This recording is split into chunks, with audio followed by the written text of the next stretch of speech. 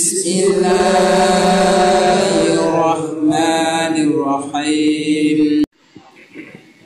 Assalamualaikum warahmatullahi wabarakatuh.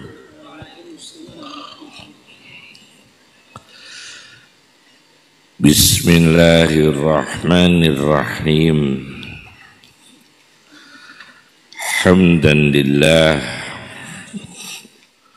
salatan wa salaman ala sayyidina wa syafi'ina Muhammad ibn Abdillah Rasulillah wa ala alihi wa sahbihi wa man tabi'a hudah, amma ba'd. Yang kami muliakan para habaib, para sadah, para ulama, para kiai, segenap para asatid, para hadirin hadirat yang dimuliakan Allah. Dengan izin Allah, kami sowan di sini. Ada yang ingin saya sampaikan bahwa Indonesia ini dengan bahasa Indonesia, tapi dengan izin Allah, studi Islam dari zaman para ulama-ulama, sesepuh-sesepuh, para kiai, para habaib, literatur studi Islamnya berbahasa Arab. Sampai sekarang, dan metode yang dipakai adalah metode yang diwariskan oleh para pendahulu, terutama Kiai Soleh Darat, yaitu dengan pengembangan metode mempelajari Islam secara harfiah, perkata, kemudian urean. Dari berbagai studi Islam, literaturnya tidak banyak berubah. Dari fikihnya bermadzhab Syafi'i, dari tauhidnya Asy'ari Maturidi, dari tasawufnya lebih dominan Al-Ghazali, dari tafsirnya tafsir birriwayah atau Ar-Ra'yul Mahmud, pendapat yang terpuji yang diterima. Dan perlu kita ketahui bahwa pemilihan pelajaran-pelajaran Islam yang diwariskan para ulama dari dulu sampai sekarang ini di pesantren di Indonesia, dan pada umumnya pesantren di Arab atau di Indonesia yang ahli sunnah wal jamaah, itu kitabnya subhanallah berkahnya besar, barokahnya besar. Kalau dihitung waktu dengan akademik, kampus misalnya Universitas Indonesia atau Institut Teknologi Bandung atau UGM itu lebih mudah daripada pesantren, lebih tua pesantren. Tetapi pesantren ini yang tradisional secara umum terlindungi sampai sekarang, tidak dimodernkan pelajarannya, itu sampai sekarang masih terlindungi. Sampai misalnya pelajaran tata bahasa Arab, grammarnya, itu metode yang baru kan banyak, tetapi kitab-kitab pokoknya terlindungi. Alfiyah dikhatamkan,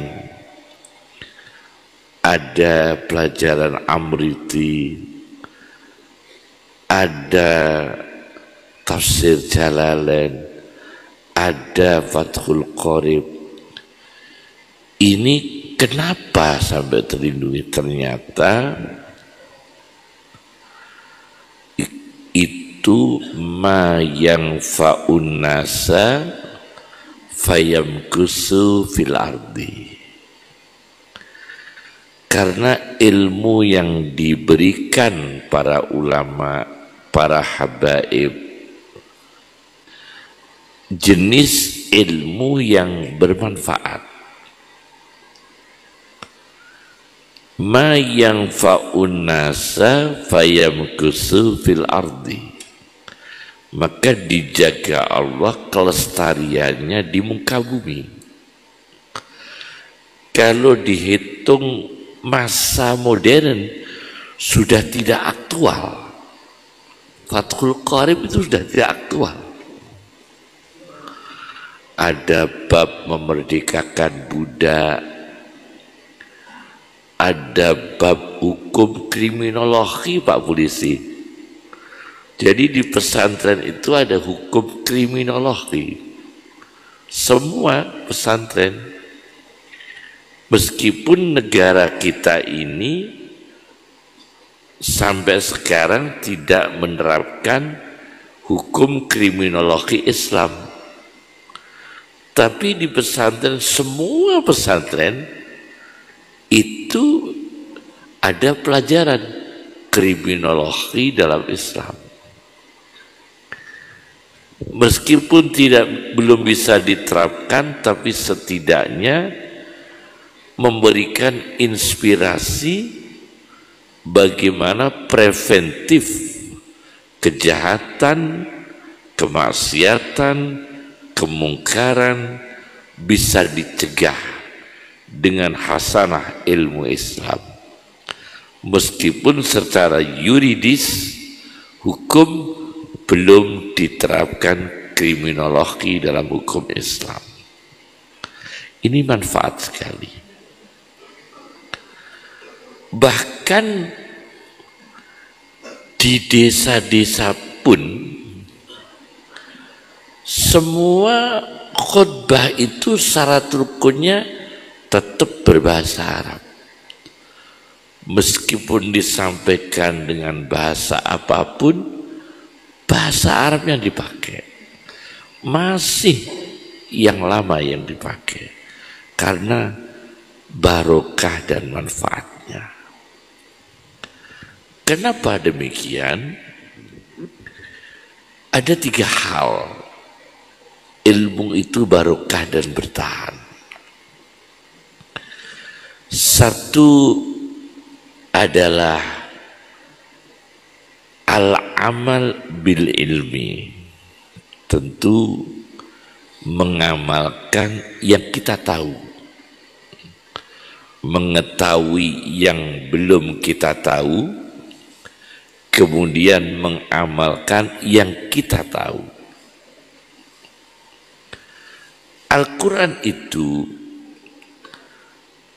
membaca manusia itu ada belum berilmu, ada tambah ilmu. La ta'lamuna syai'a, kalian belum berilmu. Kemudian ada allamal insana ma lam ya'lam, yang belum tahu diberi ilmu oleh Allah. Kemudian naik lagi rabbi zidni ilma. Jadi itu bertahap. Dari fase la ta'lamuna syai'an, kalian belum berilmu, belum bisa ngaji. Begitu masuk mondok, allamal insana ma lam ya'lam, dikasih ilmu, bisa ngaji. Kemudian berkembang rabbi zidni ilma, tambah ilmu. Itu pertama. Nah, bagaimana orang mengamalkan ilmunya? Misalnya ya, orang kaya, dia mengamalkan ilmunya dengan memperbanyak baca Quran. Hanya itu, ya belum sempurna. Karena orang kaya itu pengamalan ilmunya sedekah. Bukan dia tidak pernah sedekah, memperbanyak baca Quran. Pokoknya alhamdulillah saya dijadikan Allah menjadi orang kaya, saya akan memperbanyak baca Quran. Baca Quran terus, zakat enggak, sedekah enggak. Karena dia diberi Allah kaya raya dalam dunia, pengamalan ilmunya sedekah. Ada orang enggak sholat, pengamalan ilmunya memperbanyak zikir, tapi enggak sholat. Subhanallah, subhanallah, subhanallah. Dan sering pergi umrah terus, tiap Ramadan umrah, tapi enggak pernah sholat. Ya bukan pengamalan ilmu, karena pengamalan ilmu yang wajib bagi dia adalah sholat. Begitu juga kiai, pengamalan ilmunya kiai apa? Sedekah ilmu. Sedekah ilmu apa? Bima kuntum tu'allimunal kitaba, mengajar kitab, wa bima kuntum tadrusun, dia sendiri mendarus kitab. Itu pengamalan ilmunya kiai. Kalau kiai pengasuh pesantren tidak mengajar kitab, ya tidak sempurna. Karena pengamalan ilmunya adalah dia bersedekah ilmu. Misalnya, Pak polisi memperbanyak sholat duha jam kerja, 8 rakaat dengan membaca Quran 4 juz. Misalnya Pak polisi lalu lintas itu, yang jaga lalu lintas, dia masuk musola, sholat 8 rakaat duha, membaca Qurannya 4 juz, ada kebakaran, ada perkelahian, dia abaikan karena sedang sholat duha dan baca Quran 4 juz. Apakah itu pengamalan? Kanda, karena dia harus menjaga. Pengamalannya katib, bendahara, itu bendahara pengamalannya itu bukan tawadhu. Saya jadi bendahara masjid, bendahara yayasan, bendahara organisasi, bendahara daerah. Alhamdulillah saya tawadhu hidupnya, rendah hati. Bukan itu. Pengamalannya bendahara jujur.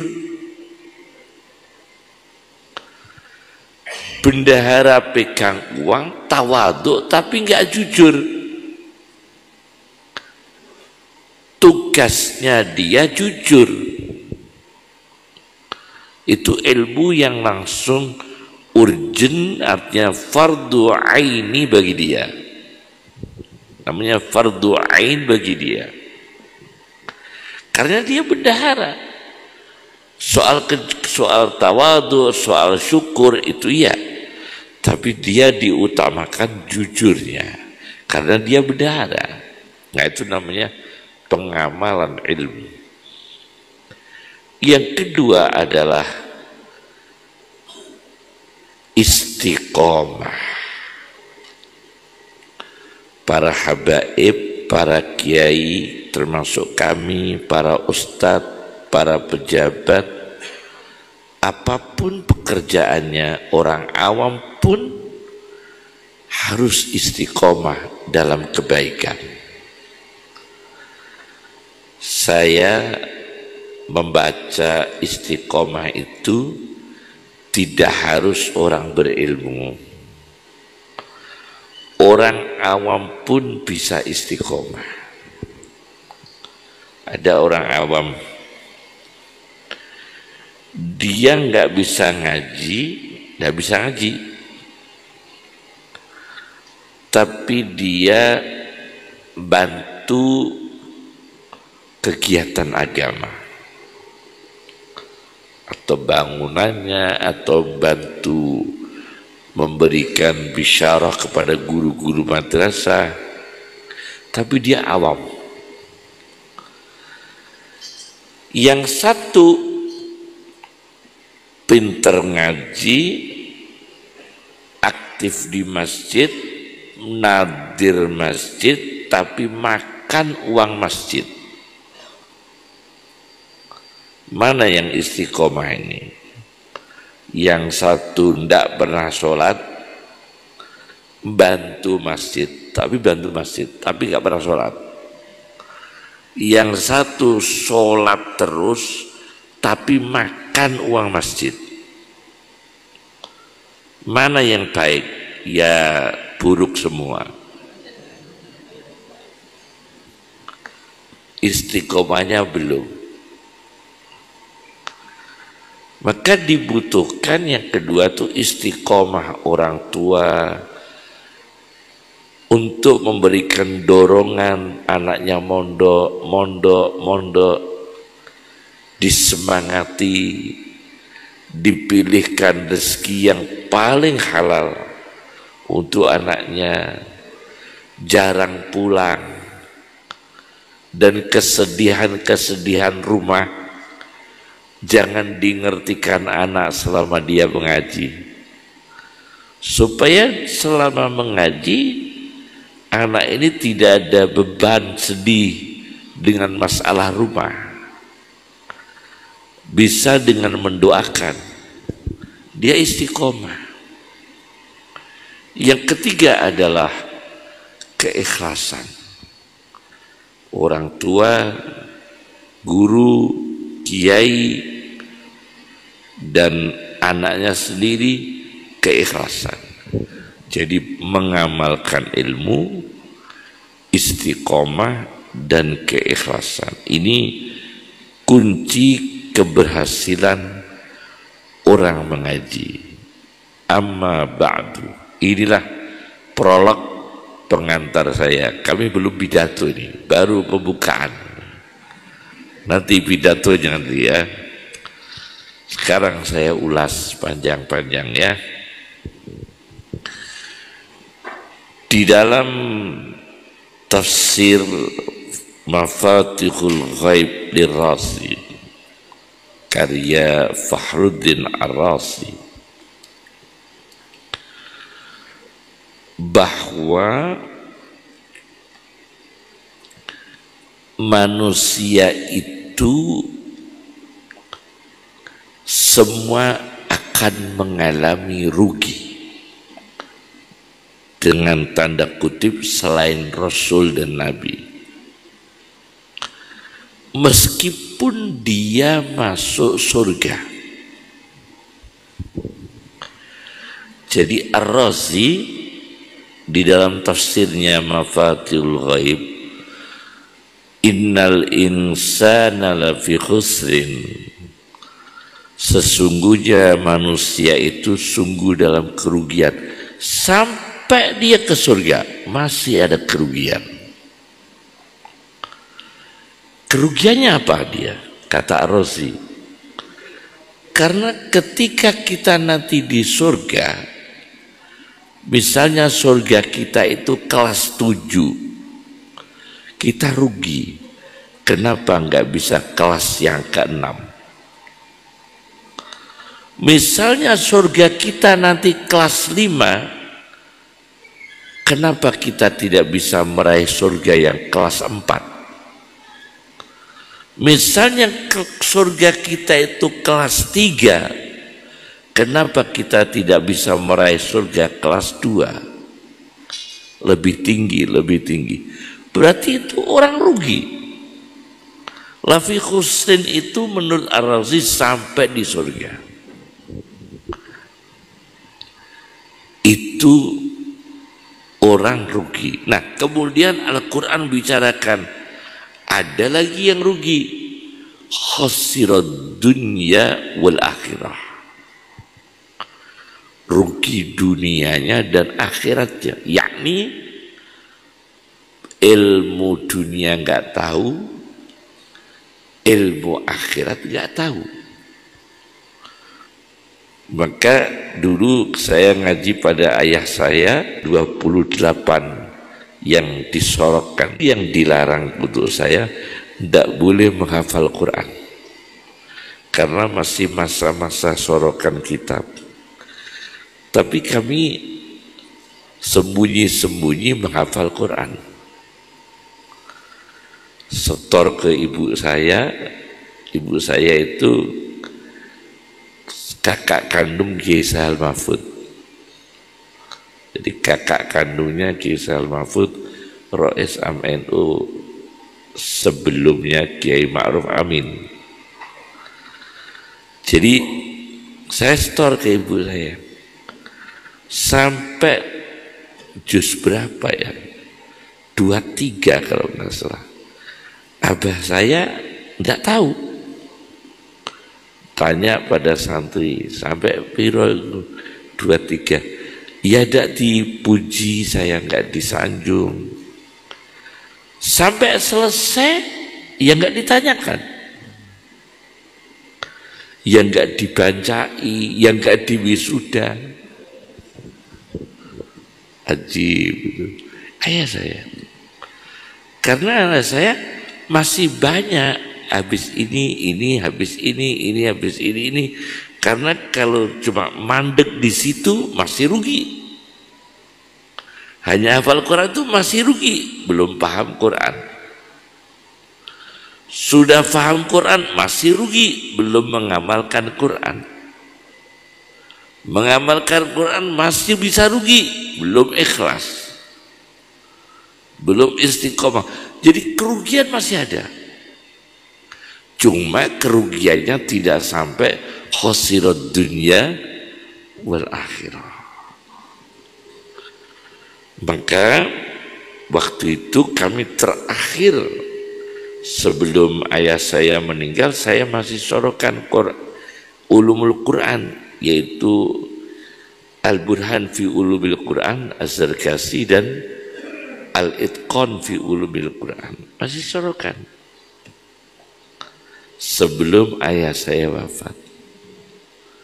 Karena itu tidak ada selesainya ilmu itu.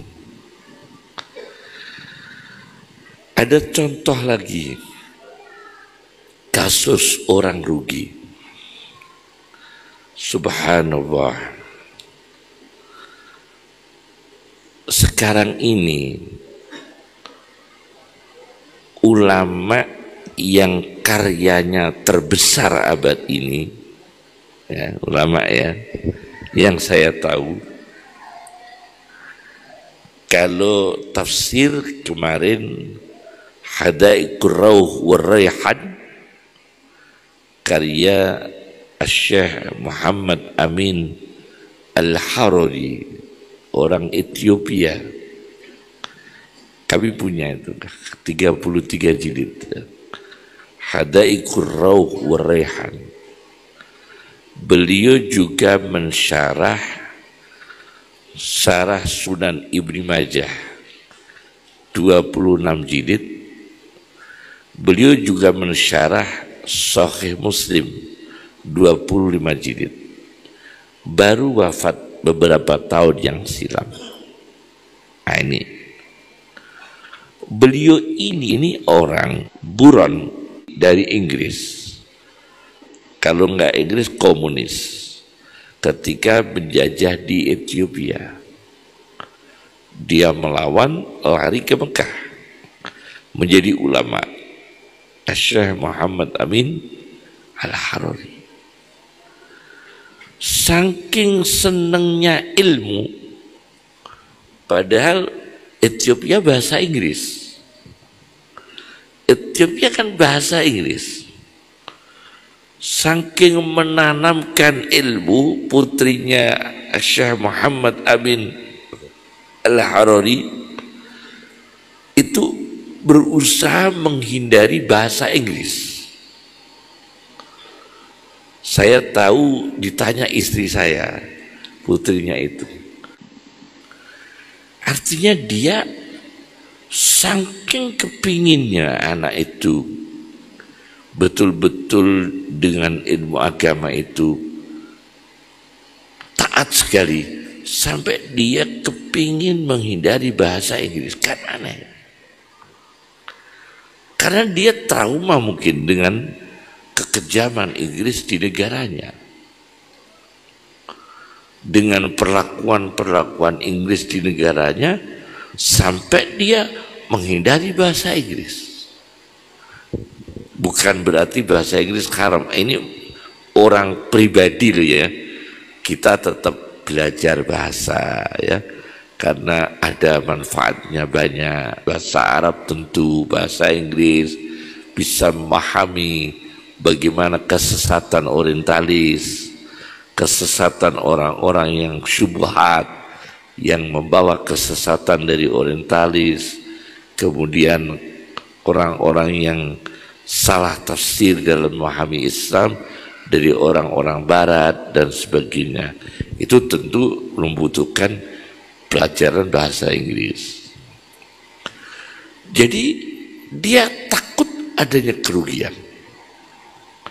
Itu seorang ulama, Syekh Muhammad Amin Al-Harari. Ada lagi, saya baca dalam kitab Al-Manhajus Sawi. Al-Manhajus Sawi karya Habuz Zain ya. Madinah Al-Mu'ammar, kalau masih hidup itu Al-Mu'ammar. Jadi kalau mendoakan ulama masih hidup, itu tradisi mustalah dikasih Al-Mu'ammar. Al-Mu'ammar itu ammarahullah, semoga dipanjangkan umur oleh Allah. Itu Al-Mu'ammar. Habuz Zain bin Smith di dalam kitabnya Al-Manhajus Sawi, ada seorang laki-laki jatuh cinta dengan sepupunya, tapi terhalang terus. Maka dia bernadar, jika suatu ketika kami berhasil mendapatkan istri sepupu saya, malam pertama perkawinan saya tidak berbulan madu, tapi saya akan membaca kitab Asy-Syifa semalam aku selesaikan. Dan yang membawa lilin istri saya untuk menyinari saya membaca kitab Asy-Syifa semalam suntuk. Dengan izin Allah dia berhasil menikahi sepupunya. Kata Habib Hussein di dalam kitabnya Al-Manhajus Sawi. Begitu malam pertama dia tidak berbulan madu. Malam pertama dia kawin, laki-lakinya membaca kitab Asy-Syifa tidak kurang dari 700 halaman. Perempuannya yang membawa lampu, lilin atau apa membawa lampu. Istri, ini istri yang baru nikah malam pertama, bawa lampu berdiri. Selama semalam suntuk membaca kitab 700 halaman. Laki-lakinya membaca 700 halaman kitab Asy-Syifa bita'rifi hukukil Mustafa sallallahu alaihi wasallam karya Qadiyat, dibaca sampai pagi. Tidak mau rugi dia.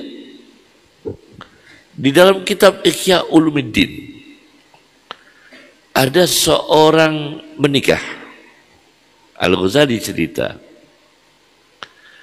malam pertama sama istrinya begini, istri saya yang saya cintai, kita malam ini jangan berbulan madu dulu, tapi kita bersyukur kok dapat jodoh.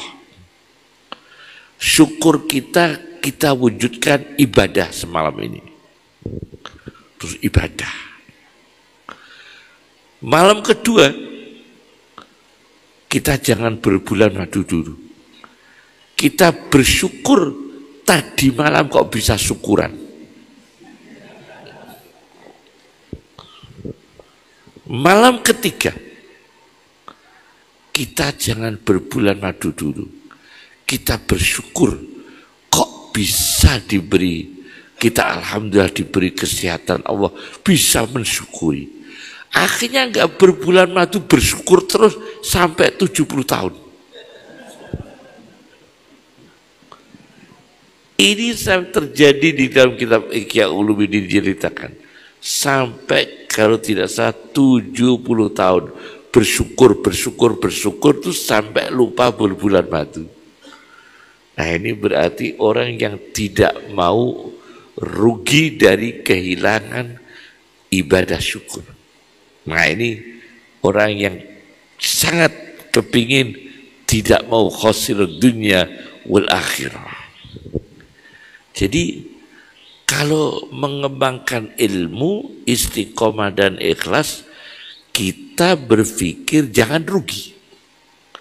Mencari ilmu jangan rugi. Termasuk di dalam kitab Umdatul Qari, Syarah Sahihul Bukhari Al-Aini. Umdatul Qari itu madhabnya Hanafi. Jadi Sahih Bukhari itu disyarah oleh berbagai madhab. Asy-Syafi'i, Ibnu Hajar Al-Asqalani, Fathul Bari. Ada yang madhabnya Hanafi, yaitu Umdatul Qari. Berbagai madhab.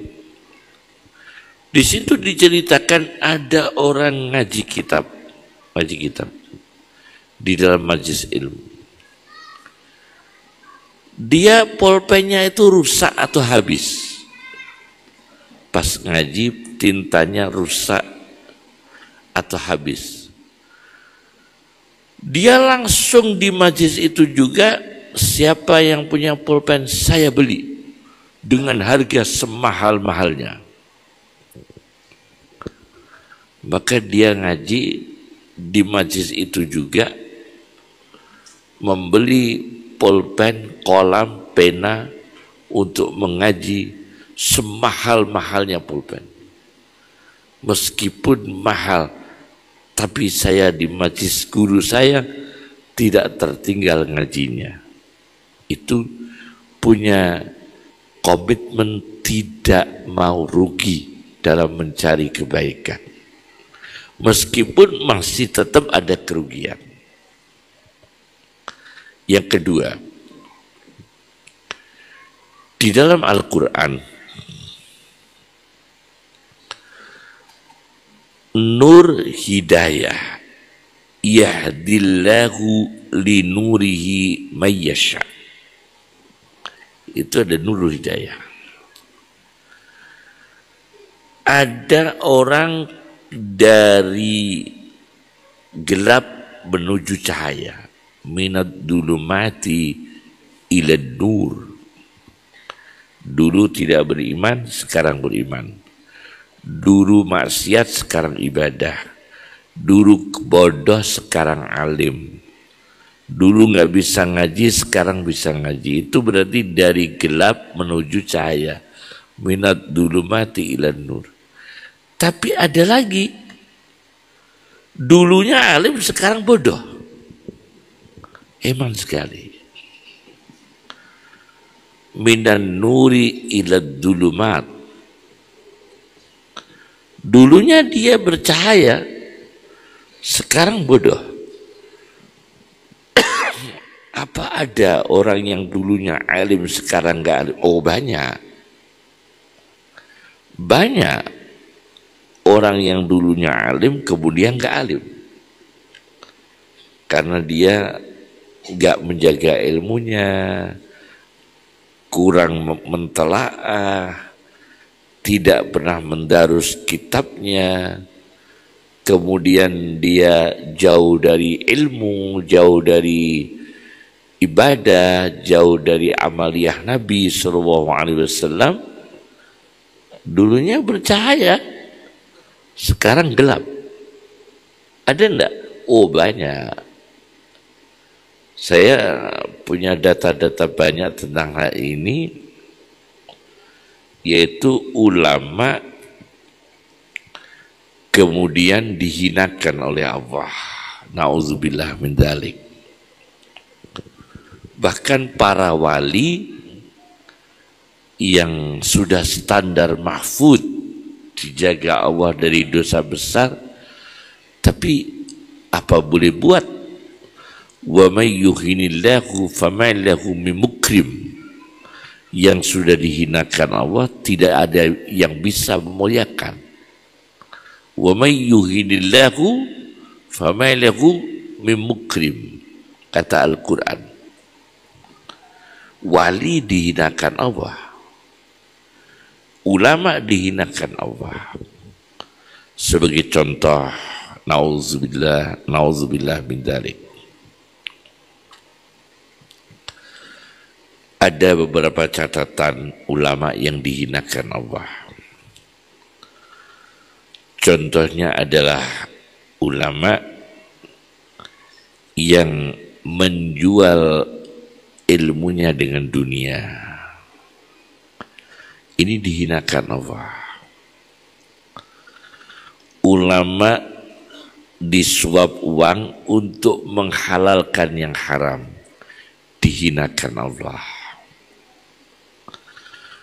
Ulama yang lidahnya tidak membawa keselamatan umat manusia, dihinakan Allah.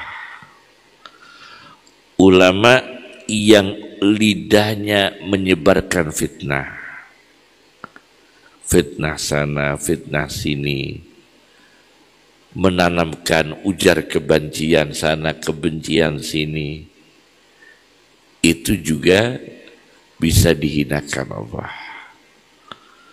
Ulama yang kemudian membuka aib-aib orang, itu juga tidak boleh,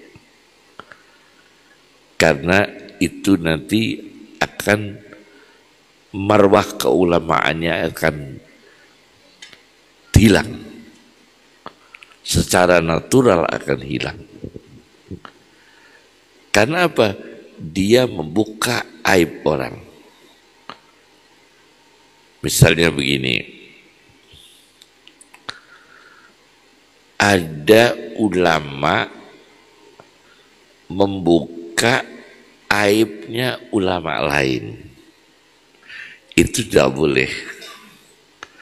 Karena sejelek-jeleknya ulama lain itu, dia masih mendakwahkan ajaran Rasulullah SAW. Meskipun secara pribadi dia punya kekurangan. Menjelek-jelekkan habaib, menjelek-jelekkan kiai, menjelek-jelekkan ulama, tidak boleh semua. Karena masing-masing dari beliau berkontribusi untuk menanamkan, menyebarkan ajaran Rasulullah SAW dengan segala kekurangan dan kelebihan yang ada pada masing-masing di antara mereka. Itu pasti. Sebagai contoh,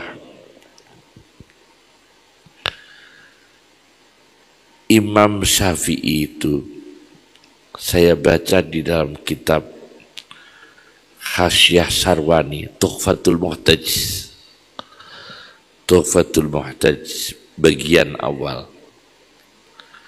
Ada kemudian di Bujarim Iqna, Hasyiah Iqna, juga bagian awal. Imam Syafi'i itu ada yang iri hati.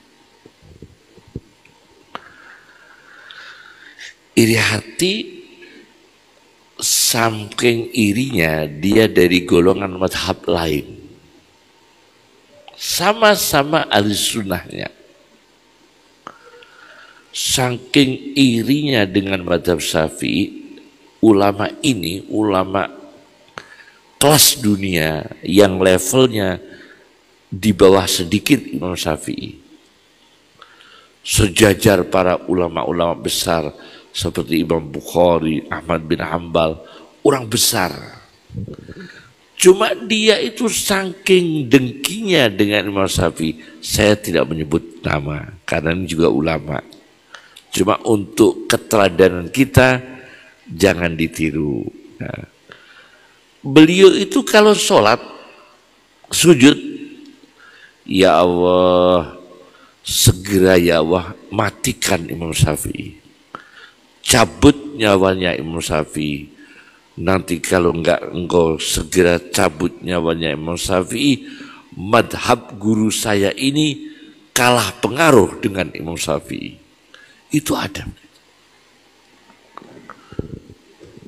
Itu diceritakan. Subhanallah. Jadi iri hati antara sesama tokoh ulama itu sejak dulu. Bukan sekarang, sejak dulu. Akhirnya Imam Syafi'i dikabari, Imam Syafi'i penjenengan itu didoakan mati, didoakan wafat, didoakan segera meninggal sama ulama itu, tokoh madhab itu, tapi bukan pemilik madhab, tapi ibaratnya asistennya lah, tokoh madhab. Apa kata Imam Syafi'i? Mustajab, terkabul. Sebentar lagi insya Allah saya akan meninggal. Beberapa hari kemudian meninggal Imam Syafi'i. Jadi Imam Syafi'i ya ridho didoakan begitu, supaya madhabnya Imam Syafi'i pengaruhnya tidak melampaui madhab dia. Tapi bukan yang Imam Malikinya, bukan Imam Hanafinya, bukan Imam Hambalinya, bukan, tapi pengikutnya di antara madhab itu. Muhammad bin Jarir At-Tabari, penulis kitab Ikhtilaful Fuqaha. Muhammad bin Jarir At-Tabari yang punya tafsir Jami'ul Bayan At-Tabari, punya tafsir, punya kitab Tarikhul Umam wal Muluk, Tawarikhul Umam wal Muluk, ya, karya At-Tabari. Beliau ini menulis kitab Ikhtilaful Fuqaha, tapi beliau tidak menyebut Ahmad bin Hanbal. Dia menyebut 3 ulama, Abu Hanifah, Maliki, Syafi'i. Ahmad bin Hanbal tidak disebut. Gara-gara ini, nggak menyebut ini, timbullah pergolakan. Pengikut madhab Ahmad bin Hanbal tersinggung. Apa yang terjadi, akhir riwayat diceritakan, sampai terjadi Imam Muhammad bin Jarir terbunuh. Ada yang mengatakan kemungkinan yang membunuh ini kelompok ekstrim dari pengikut Ahmad bin Hanbal. Kemungkinan. Karena ketersinggungan itu. Nah, berarti kita ini kalau menghormati ulama, hormati semua. Dengan segala kekurangan dan kelebihan. Muliakan para ulama, muliakan para habaib, muliakan para kiai. Supaya kita ini tidak kotor. Mood kita tidak kotor, memori kita tidak kotor, hati kita tidak kotor. Ini supaya tidak mengalami rugi. Nah, Masya Allah. Jadi yang kedua itu adalah yang sangat penting sekali, yaitu ulama dengan ulama menjaga namanya iffah. Iffah itu terjaga. Yang ketiga, kitab Alfiyah. Kami dulu pernah meneliti at-tasawuf fil Alfiyah, tapi belum saya bukukan. Kita jalan nilai-nilai sofistik di dalam kitab Alfiyah. Banyak sekali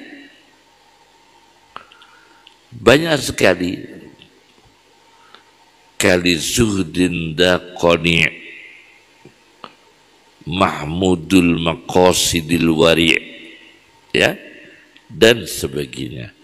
Kastaqim, ada istiqomah, ya kan? Itu kan nilai-nilai sufi dalam kitab Alfiyah.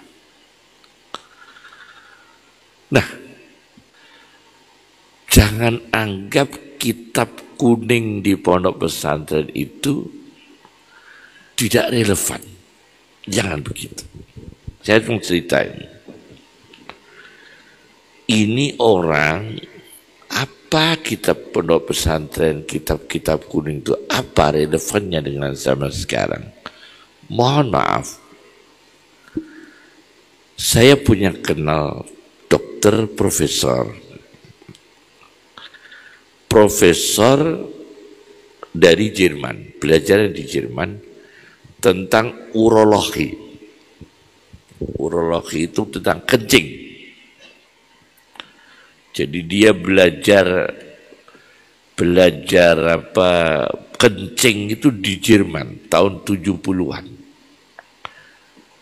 Selama 7 tahun belajar baul, kencing, penyakit kencing, batu ginjal, batu kemih, batu apa, pokoknya penyakit termasuk apa prostat dan sebagainya, pokoknya penyakit-penyakit yang berhubungan dengan alat kelamin terkait kencing itu dipelajari 7 tahun di Jerman.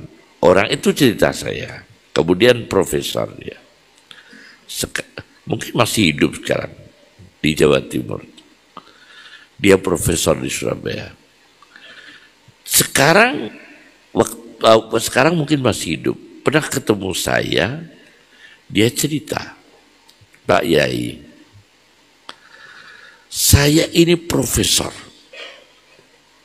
di Surabaya. Tahun berapa waktu itu cerita saya? Sekitar tahun 2015 atau berapa, sebelum COVID. Sebelum COVID.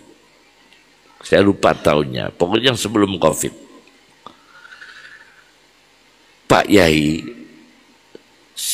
sekarang ini di Surabaya yang majunya seperti itu, Jakarta, Surabaya, ilmu pengetahuan, teknologi, kedokteran dan sebagainya semaju itu, kata beliau, ilmu yang saya pelajari di Jerman tahun 70 itu sampai tahun ini di Indonesia baru bisa diterapkan 30%. Coba.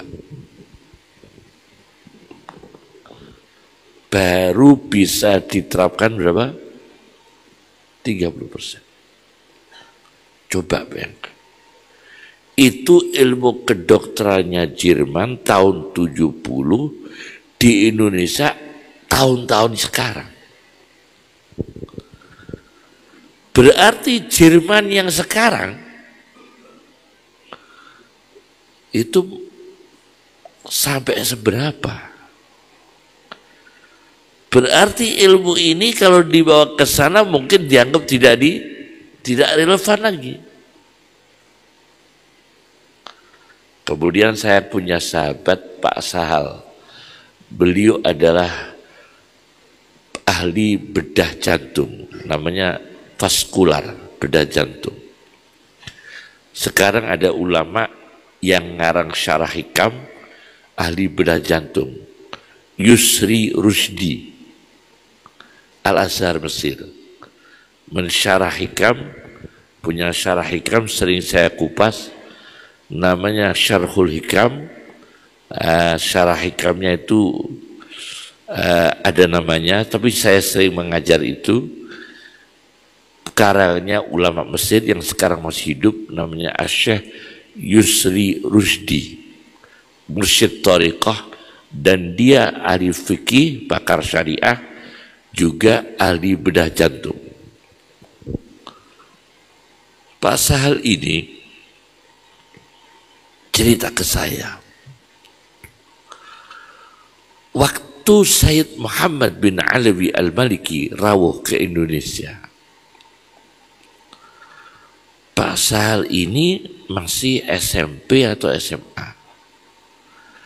Kakaknya Pak Sahal itu sekarang masih hidup.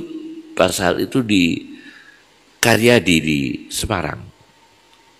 Kakaknya Pak Sahal itu namanya Kiai Solah. Itu santri pertamanya Habuya Said Muhammad, masuk generasi awal. Maksudnya bukan pertama sekali, tapi generasi awal bersama Ustadz Ihya, kemudian Ustadz Hasan Tuba, kemudian mungkin Kiai Taifur belakangnya sedikit. Tapi waktu-waktu itulah, kalau Habib Thohir adiknya lagi, Habib Thohir Al-Kaf adiknya lagi. Sayyid Muhammad itu bertemu dengan Mas Pak Sahal itu, cerita ke saya, masih SMP atau SMA. Itu karena dawuhnya seorang ulama yang istiqomah, yang ikhlas, dan mutafarris. Apa mutafarris? Orang yang ahli firasat. Sayyid Muhammad itu bilang begini, Sahal, adiknya Gus Solah, Kiai Solah itu besan dengan Gus Ubab. Itu kakaknya kandung Dokter Sahal Fatah, ahli bedah jantung. Itu saya akrab sekali. Nah, kata Said Muhammad, kueku somben dokter jantung, masih SMP, masih SMA, kue somben insya Allah dokter jantung. Dan disebutkan jurusannya, kan masih lama sekali itu. Tapi dengan izin Allah, terwujud. Beliau termasuk ahli bedah jantung, vaskular. Cerita ke saya, kemarin lebaran di rumah saya setelah dari, karena menantunya Gus Ubah berarti ponakannya kan, ponakannya persis. Kata beliau, karena sekarang ini Gus, operasi jantung di India sudah pakai robot, kita belum. Jadi di India itu operasi jantung yang mulai tradisional, yang gaya lama tahun 80-an, itu masih ada sampai termodern, yaitu sampai operasi bedah jantung dengan robot sudah ada. Indonesia masih jauh. Berarti dalam ilmu apapun ada yang relevan, ada yang tidak relevan, tapi semua manfaat. Jangan dianggap ilmu-ilmu sana tidak relevan. Kenapa? Kitab yang dikarang para ulama itu selalu tatawur, berkembang. Tatawur berkembang. Generasi era Fathul Qorib, belum ada kebayang anak waktu itu ngaji Yaqutun Nafis. Era itu belum kebayang. Zubat ya Zubat, Nadum Zubat sama sarahnya. Belum kebayang sarah Zubat yang sekarang banyak sekali, belum kebayang. Belum kebayang ada fikih-fikih muyassar yang sekarang ini. Belum kebayang. Tapi tatawur, berkembang. Itu berarti ilmu ini yang kuno itu mengilhami yang baru. Jangan diabaikan. Berkahnya besar. Bahkan saking berkahnya besar kitab-kitab pondok itu, Masya Allah, Masya Allah. Ada satu kitab namanya kitab Khilyatul Awliya wa Tabaqatul Asfiya, karya Abu Nu'aim Al-Asfahani. Rumah yang di situ rumah ada kitab Khilyatul Awliya wa Tabaqatul Asfiya, insya Allah tidak bisa dimasuki oleh santet. Kasiannya itu. Kitab Asy-Syifa bi Ta'rifi Hukukil Mustafa, itu Hamid Zain yang makalah-makalahnya itu dikumpulkan dalam kitab Al-Fawaidul Mukhtarah. Ada kan kitab Al-Fawaidul Mukhtarah, ya. Itu man qara'a asy-Syifa syafahuwa. Membaca kitab Syifa diberi kesembuhan oleh Allah Subhanahu wa ta'ala. Dibaca saja barokah. Bahkan saya itu pernah melihat ada orang punya mobil Panther, jemput saya, tak delok mobilnya. Biasanya mobil kan ditulisi sholawat, Allahumma sholli ala Muhammad. Itu ndak.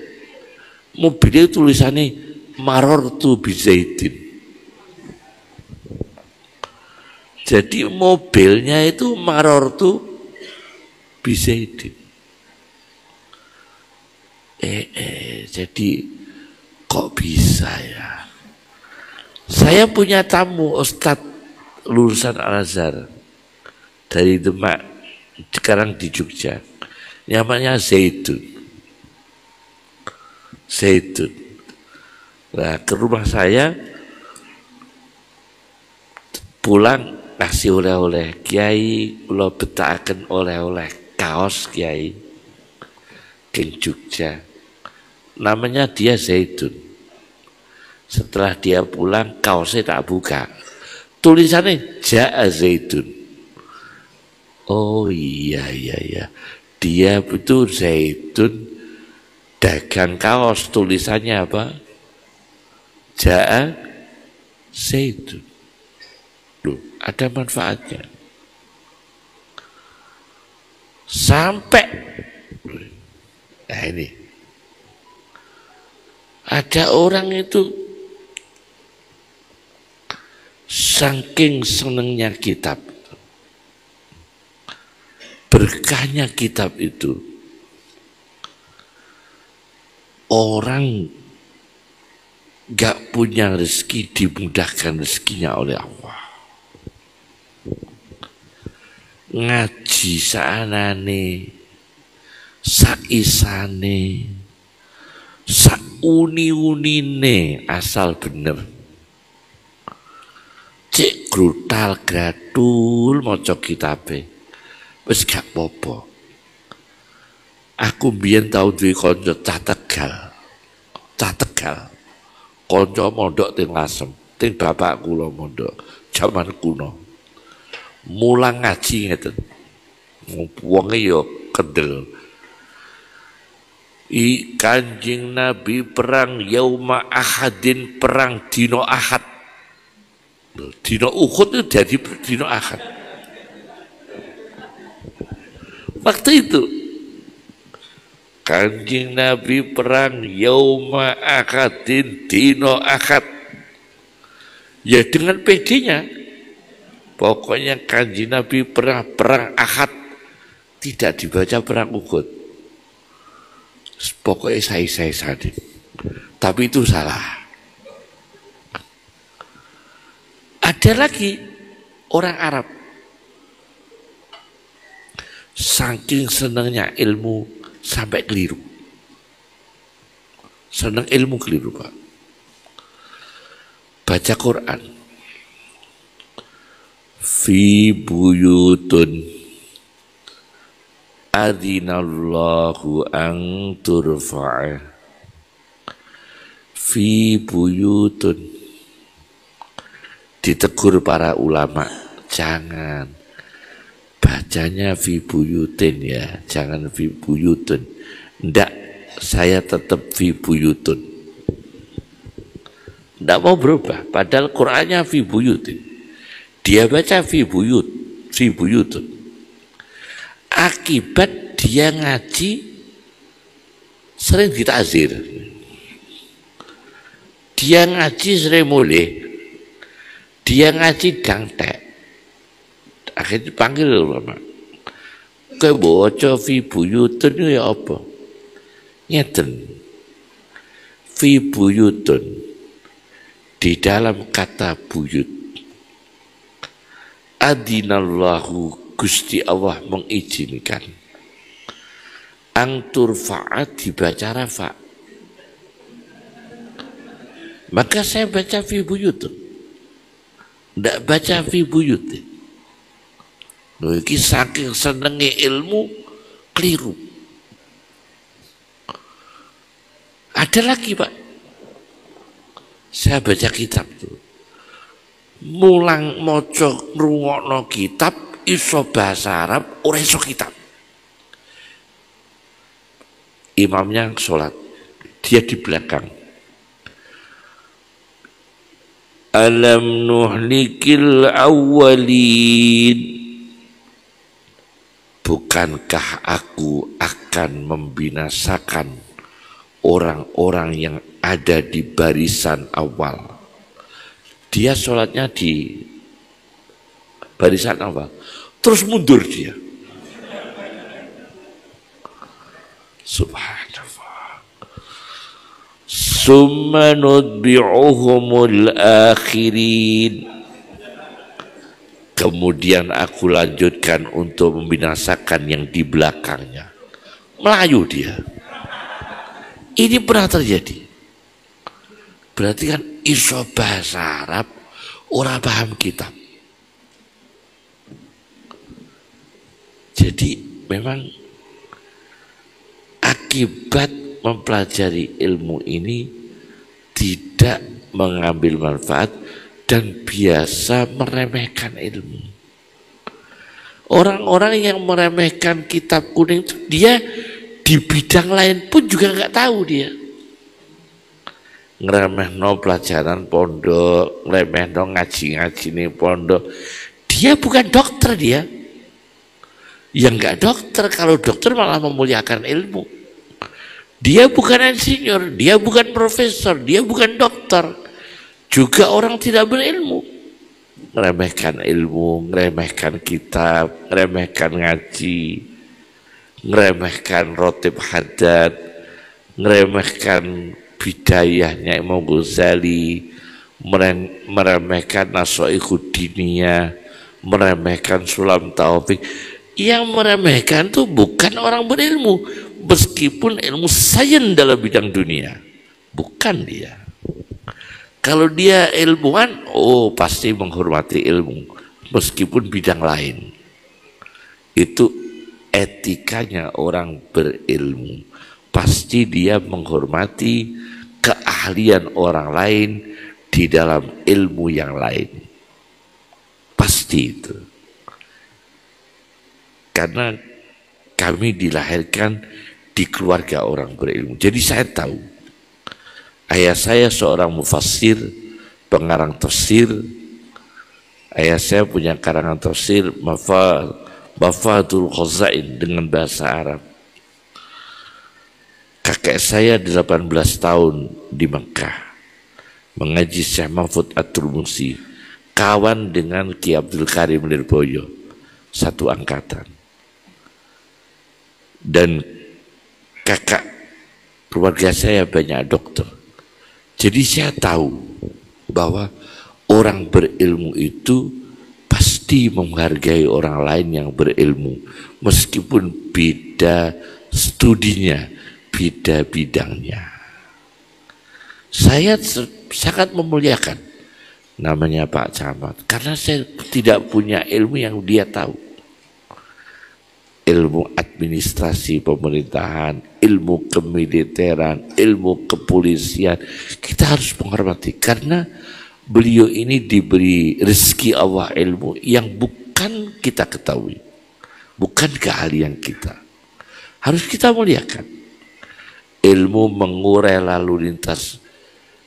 Coba kalau dijajal, mengurai lalu lintas, undang no guru imriti. Ya nggak bisa, beda itu, beda Pak. Maka Al-Ghazali itu juga bagi ilmu seperti itu, sesuai keahliannya. Sebaliknya, orang yang bukan ilmu agama terus bicara agama, yang belara-belara salah, menyesatkan, menyimpang. Akhirnya ya karena tidak berilmu, apa yang keluar ya tidak bermakna, menyakiti sana, menyakiti sini, mendustakan sana, mendustakan sini, karena dia tidak berilmu. Modern juga enggak, sains juga enggak. Saya punya kawan yang dekat dengan orang dekat saya, dekat dengan konsultan NASA, antariksawan Amerika. Dia sangat menghormati namanya ilmu ngaji, nahwu shorof, fikih pesantren, tasawuf, para ulama, para habaib, para sada, sangat menghormati. Dia berilmu yang levelnya sudah mendunia. Ada kitab Al-Hadis wal Muhaddisun, ada kitab At-Tafsir wal Mufassirun, ada kitab Al-Hadis wal Muhaddisun. Orang India ahli hadis. Dengan kita ahli hadis, apa yang di antara yang berikut? Kita ahli hadis membicarakan hadis di internal kita, para santri, para ulama. Tapi orang India ini ahli hadis, dia tidak bicara yang tidak perlu-perlu, tidak membuang-buang waktu yang tidak ada faedah, yang hanya antagonis sana, antagonis sini, bermusuhan sana, bermusuhan sini yang tidak ada faedah dan tidak ada buah. Dia menjadi guru besar di Inggris, di Oxford. Di Oxford dia menjadi guru besar, mengislamkan banyak orang. Nah, ini konkret kan ilmunya. Saya punya kawan Afif, orang Malaysia. Dulu pernah sama saya bareng. Dia mengajar teologi Asy'ari di Oxford, di Inggris. Mengajar teologi Asy'ari, akidah Ahlussunnah wal Jamaah Asy'ariyah diajarkan di Oxford, di Inggris. Konkret kan dia. Dan ini menghormati para ulama, menghormati para kiai, sampai keluarganya dipondokkan di Kediri, di Pare, di satu desa, di daerahnya Kencong, di Kencong. Dari Malaysia ke Kencong, padahal dia kakaknya itu dosen di Oxford dalam bidang studi Asy'ari dan menghargai ulama, menghargai habaib, karena dia tahu di dunia, menghargai para kiai. Tidak ada.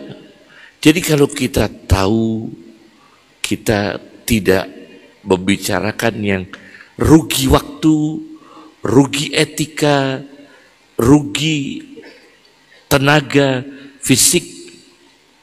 Lebih baik kita menghormati para ulama. Dan semua harus menjaga akhlak. Baik habaibnya juga harus menghormati. Baik ulamanya juga harus saling menghormati. Awamnya, khawasnya harus saling menghormati dan menjaga lidah. Ya, menjaga apa? Lidah. Terutama ya, menjaga lidah. Kita hormati semua.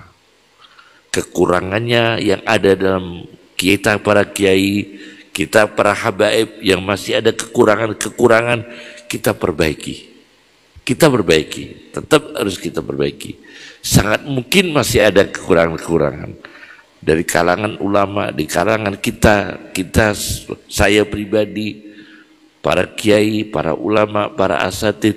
Kalau ada kekurangan, kita perbaiki bertahap dengan menjaga ukhuwah, karena ini menjadi gembiranya Rasulullah SAW. Dan kita jangan menyedihkan hati Rasulullah Sallallahu Alaihi Wasallam. Saya hormat semua, Masya Allah. Apa yang kita sampaikan? Ya, yang baik untuk agama, bangsa, negara, ya, untuk umat. Mana yang baik? Tapi jangan membuka aib orang, apalagi menyebut nama. Itu hindari. Karena itu akan membawa luka yang lama dan berkepanjangan. Paham ya? Para ustadz, para kiai, para ulama, cocok, tidak cocok, jangan menyebut nama orang. Dan jangan menyebut institusi, lembaga, karena kesalahan individu di dalam sebuah institusi dan kelompok tidak berarti kelompok itu buruk semua. Tidak. Itu pasti ada satu di antara mereka, 10 di antara mereka. Maka kita jaga akhlaknya para ulama, akhlaknya para habaib juga harus dijaga, diperbaiki. Kita para ustadz, kita para kiai, kita orang awam, carilah rezeki yang berkah. Rezeki yang berkah itu termasuk istiqomah, ikhlas. Jadi sudah berapa itu? Sampai lupa 3 kan ya? Ya, 3 hal ya. Kemudian pengembangannya itu. Jadi yang terakhir dari kami, Rasulullah Shallallahu Alaihi Wasallam ditanya di dalam tafsir Ar-Razi, siapakah khalifahmu ya Rasulullah? Khalifah saya adalah orang-orang yang menghidupkan sunnah saya. Orang-orang yang menghidupkan sunnah saya. Apa menghidupkan sunnah? Ya, termasuk menjaga. Misalnya, mohon maaf, Pak Camat ada enggak? Tahu? Oh iya. Kalau dalam fikih pesantren, Pak Camat, dalam fikih pesantren, mamarut thorik itu tidak boleh dimiliki orang. Trotoar itu kalau fikih pesantren dilarang untuk membuat bangunan di situ, karena tempat lewatnya orang. Semua fikih pesantren itu termasuk hak-hak umum, hak-hak publik.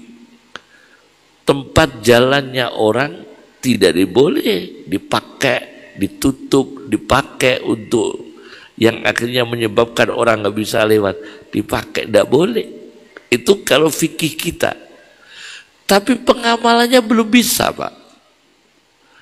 Yang nutup-nutup trotoar banyak alumni santri yang jualan, kan belum bisa mengamalkan. Nah, ini termasuk kekurangan kita. Dia ngaji tahu kalau trotoar ini jangan di jalan-jalan, jangan, ini tempat jalan umum, jangan pasang-pasang tempat di situ membuat orang lewat terganggu, tidak bisa lewat dengan nyaman. Itu dilarang dalam kitab. Tapi prakteknya yang penuh itu di mana-mana di Indonesia, ya banyak dari mereka alumni pesantren yang kadang-kadang mengajar kitab itu sendiri. Ini diantara kekurangan kita akui. Kemudian di dalam Al-Quran, wala taqudu bikulli siratin, jangan duduk-duduk di jalan. Termasuk jangan duduk-duduk di jalan, ganggu jalan, parkir sembarangan. Itu kan lalu lintas boleh. Tapi kita ngaji tafsir, kita ngaji kitab, itu dilarang. Yang parkir sembarangan ya kita sendiri. Nah, itu kekurangan kita. Kekurangan kita di situ. Kalau santri ngaji, la sholata li jaril masjid illa fil masjid. Tidak ada sholat sempurna bagi yang dekat masjid kecuali dia harus sholat di masjid. Karena dia rumahnya dekat masjid, sholatnya mestinya di masjid. Siapa yang melanggar? Ya, yang tahu hadis itu. Ustadz-ustadznya yang dekat masjid malah nggak pernah ke masjid karena nggak cocok sama imamnya. Ini kadang-kadang dia nggak ke masjid, dia asing dengan bisnisnya, nggak pernah jamaah di masjid. Padahal dia tahu tidak ada sholat sempurna bagi tetangga masjid kecuali dia di masjid. Siapa yang melanggar? Ya kita sendiri. Jarang sholat di masjid. Jadi kalau bicara kekurangan orang, wah saya pribadi banyak kekurangan. Saya pribadi banyak kekurangan. Jadi alhamdulillah saya jaga. Tidak membukalah bicara orang lain. Karena kita sendiri banyak kekurangan. Termasuk ilmu. Wa fawqa kulli zi ilmin alim. Di atas orang yang berilmu ada yang lebih berilmu. Sayyid Muhammad bin Alawi Al-Maliki di Lucknow, India, dia ngaji sama Abul Hasan Ali An-Nadwi dalam bidang hadis, Sahih Bukhari dan Sahih Muslim. Belajar di sana. Luar biasa. Syekh Yasin Muhammad bin Yasin bin Isa Al-Fadani, guru ayah saya. Gurunya Mbah Maimun. Cuma kalau Mbah Maimun lama, ayah saya sebelum Mbah Maimun di sana. Lebih awal. Ayah saya dengan Syekh Muhammad bin Yasin bin Isa Al-Fadani. Dia ulama Indonesia yang level internasional. Itu sahabat karib dengan ayah saya. Dia mengarang kitab suatu ketika ayah saya jalan-jalan di pasar sama Syekh Muhammad Yasin bin Isa Al-Fadani. Apa yang dikatakan di pasar, lihat toko-toko kitab. Kalau karangannya Syekh Yasin laku, ada yang beli, ayah saya dijawil. Alhamdulillah, do tuku karanganku. Alhamdulillah, karanganku payu. Bersyukur. Itu sama ayah saya di pasar. Ulama dunia itu. Muhammad Yasin bin Isa Al-Fadani. Sekarang ini di India ada namanya Akram An-Nadwi. Muhammad Akram An-Nadwi. Beliau itu yang menulis, mengarang ensiklopedi wanita-wanita ahli hadis dunia, Mausu'ah, ya, Al-Wafa bin Nisa. Kalau tidak salah bin Nisa atau Bi'ah bin Nisa, saya punya kitabnya itu. 43 jilid. 43 jilid tentang tokoh-tokoh ulama dan hadisnya wanita semua. Min asrin nubuwah, sejak zaman Nabi SAW sampai ilal asril hadir, sampai sekarang.